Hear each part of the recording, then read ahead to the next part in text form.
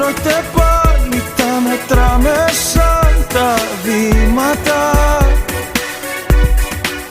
που θα μας πάνε από την άλλη τη μεριά. Είναι τα κύθυρα, η Ιθάκη, η Τζαμαϊκά.